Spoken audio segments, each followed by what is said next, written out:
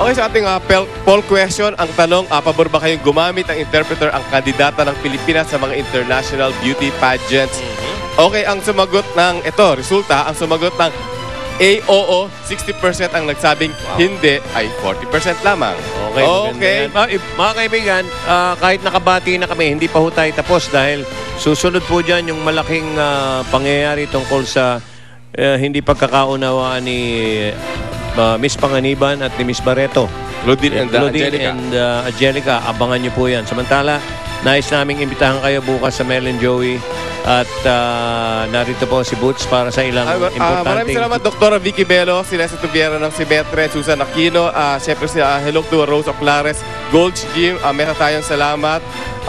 Si Dr. Evelyn San Luis ng Flawless.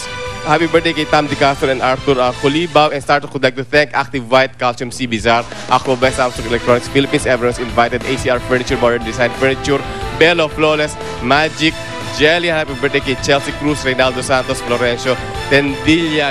Meron ka bang dapat kay Alisa? Okay, mga kaibigan, bago yung kay Angelica at bago bumati si Alisa, gustong marinig daw ng tao yung sagot ni Alisa kung siya ang natanong sa Miss Universe dun sa tanong na binigay kay... kung maalala mo, William Baldwin, what major mistake, what mistake did you commit in your life and how will you correct it? Something okay, narito po si Alisa sa kanyang sagot. Well, in my 24 years... 24 ka lang? 24 years, yes, of existence. I have nothing general mistake. Mas matindi po, mga kaibigan. At number 83 po ang Pilipinas sa sagot na yan. Kung ito ang pinadala natin. Si Venus, kita nyo ba? Si Venus ang pinadala. Okay. Ang baba lang ng rango ni Venus, major lang. Ito, general. Matindi po. Matindi ka magpa-general anesthesia. Okay, ito na yan. Nagkaganyan na general anesthesia na yun. Nasobra na. Mamaya ka na. Alright, thank you Dr. Vicky Bello, Dr. Caparas, and Bello Medical Group, Bello Essentials, Flawless, Meditayon, Ears Placenta, Linear Hair Fashion, Bucala Shoes, Lawrence Soteri pa may makeup, Karimada pa may outfit, Dr. Hyla Dizon Sans pa may dental care. Kaya po ng Powers mamaya po after mo ng 24 oras. At syempre, Ate Gwen de la Paz, happy birthday kay James Miguel, happy birthday din kay Dinda San Luis and Ate Hazel. Kabati ni Lolis, mga kaibigan, susunod dyan na yung pinag-uusapan nating Angelica Panginiban and Claudine Barreto story. Lolit, ito muna ang major problem. Ito na siya. Una kong babatiin ang Santre sa Jupiter Street para ligaya na si Annie.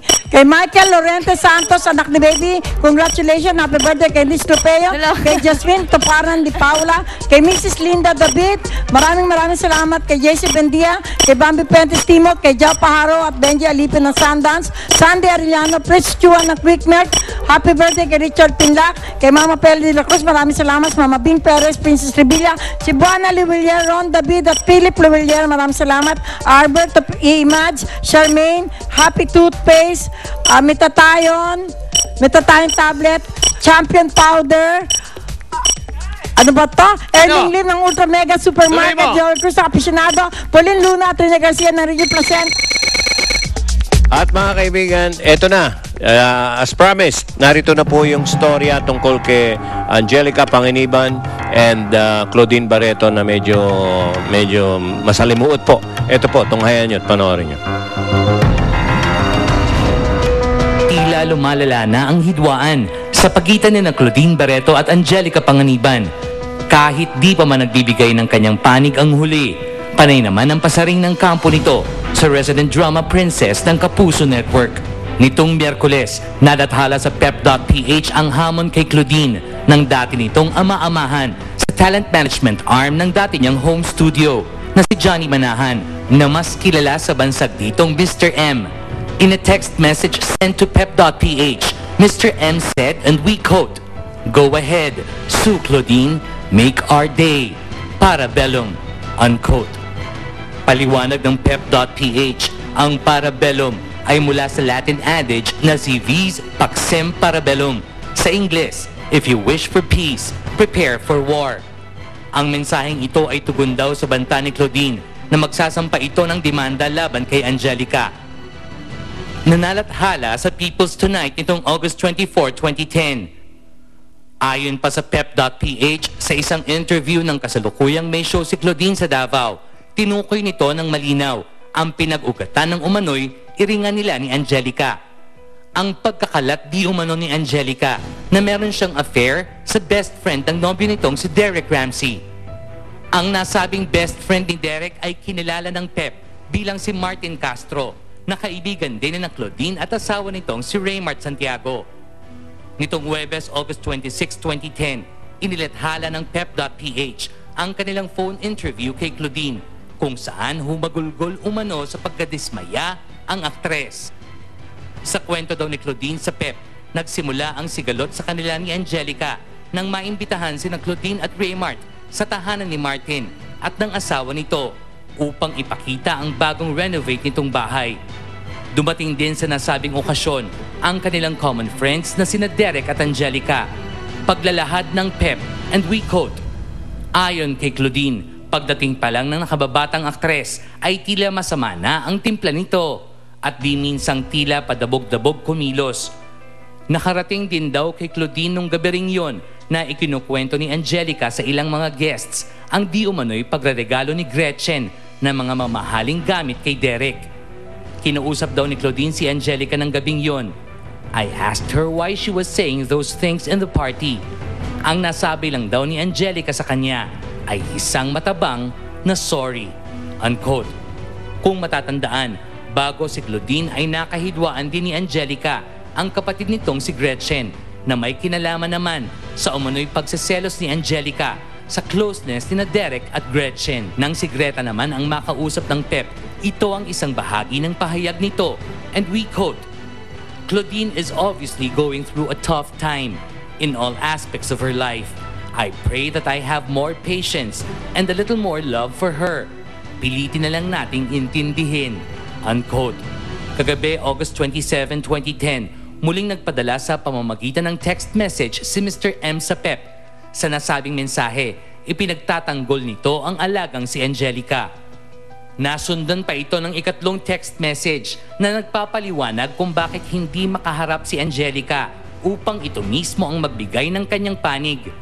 Sa kwentong ipinagtapat ni Claudine sa Pep, Manahan said, and we quote, "Angelica still has compassion for Claudine and rejects all the falsehoods attributed to her." Unquote. Sa story ko ng bagong Kapuso show na Bantatay, kung saan magsasama sina Raymart at kaibigan ni Claudine at Angelica na si Camille Prats, nagsalita ang huli sa hidwaang kinasasangkutan ng mga kaibigan. Sana i-avoid natin na magkasakitan tayo ng sobrang sakit to the point na ang hirap-hirap ng ayusin. And kami ni Angel, we've been through that. Diba nung bata kami, medyo may time na hindi kami naging okay.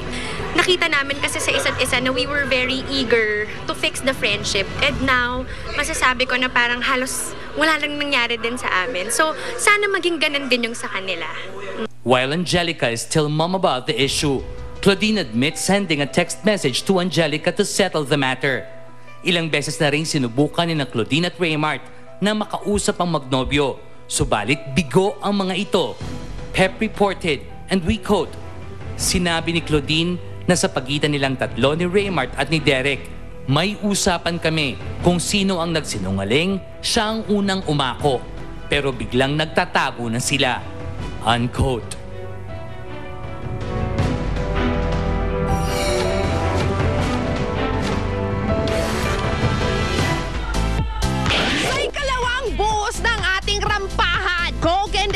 Superstars online game press con launch sa Manong's Bar and Grill, Makati City. Invited din tayo sa STI 27th anniversary yesterday sa Enchanted Kingdom at sa La Diva Unleashed, the repeat concert sa Music Museum last Saturday. Di rin sa atin nakalampas ang event ni Mother Ricky Reyes. Ang ganda ng lola mo image models honor senior citizen with paper roses. Pati sa PBA Rookie Camp 2010, go din tayo! Nirampahan din natin ang pictorial ng upcoming fantaserya ng GMA, ang Grazilda. And finally, isa pang parating na Kapuso show, ang Bantatay na may Storycon kagabi.